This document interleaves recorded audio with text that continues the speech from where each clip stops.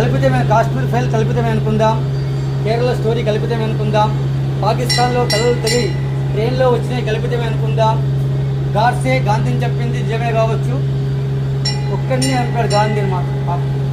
కానీ పాకిస్తాన్ నుంచి మన హైందవ తలలు ఎన్ని వచ్చాయో తెలుసా? ఎన్ని ముందాలు వచ్చాయో తెలుసా? ట్రైన్లో దేశం విడిపోయినప్పుడు అత్యధికంగా చంపబడ్డ వాళ్ళు కూడా ఇప్పుడు కూడా చంపబడుతున్న వాళ్ళు హిందువులే. తెలుగు మీడియాకి విజ్ఞప్తి చేస్తున్నా, ఎవడో పచ్చళ్ళు అమ్మే వాళ్ళని ఫేమస్ చేస్తున్నారు, ఎవడో అఘోరి వేసుకొని పోతే దాన్ని వేసుకొని పోతే దాన్ని ఫేమస్ చేశారు. పశ్చిమ బెంగాల్లో హిందువులను పూచకోత వస్తున్నారు, మీరు చూస్తున్నారు కదా. ఫేస్బుక్లో, వాట్సాప్లో, కొన్ని టీవీలో తెలుగు ఛానల్స్ మాత్రం చూపెట్టలేదు. అవునా కాదా? ఇకనైనా మనం అందరం ఏకమై ఉండాలా. ఎందుకంటే అటు బెంగాల్, ఇటు కేరళ, తమిళనాడు కొన్ని రాష్ట్రాల్లో విస్తరిస్తుపోతుంది. మనకు రిజర్వేషన్లు ప్రధానం కాదు అన్న బేట, మన సాంప్రదాయం ప్రధానం, మన ఆచారమే ప్రధానం. మన భావితరాల కోసం మనం ఏకమై ఉందాం, అఖండ భారతాన్ని నిర్మించుకుందాం, సమర్థమైన నాయకుడిని ఎన్నుకుందాం దయచేసి. ఎందుకంటే మన శక్తి కోసం, మన భూభాగం కోసం. పాపం తండ్రిని కొడుకుని చంపేశారు, ఎంత దారుణం. వాళ్ళకి వక్ఫ్ బోర్డు అంటేనే తెలియదు నిజంగా చెప్పాలంటే. సవరణ మాత్రమే చేశారు.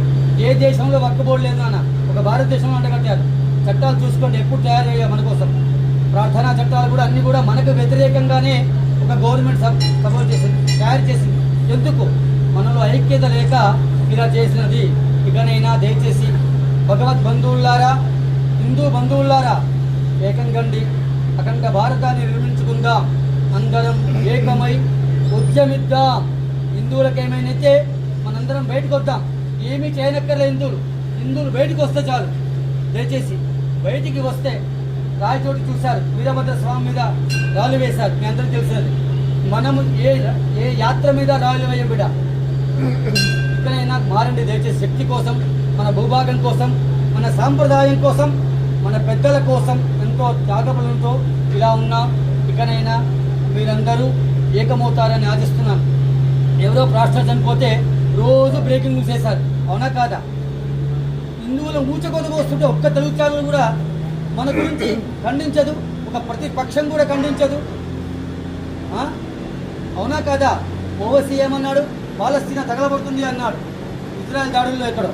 మరి ఫస్ట్ టైం వెస్ట్ బెంగాల్లో బంగ్లాదేశ్లో ఎందుకు చనిపోతున్నారు కదా? మనము ఐక్యంగా ఉన్నంతసేపే మనకు బలం, మనందరం మెజార్టీగా ఉన్నంతసేపే బలం. మన మైనార్టీలో పడితే మన శక్తికి మనకు రక్షణ ఉండదు, బలం ఎక్కడో లేదు బిడ్డ. మన దగ్గరే ఈశ్వరుడు ఇచ్చాడు, అందరం ఏకమైతే బలంగా ఉంటాం. తాడు ఎంత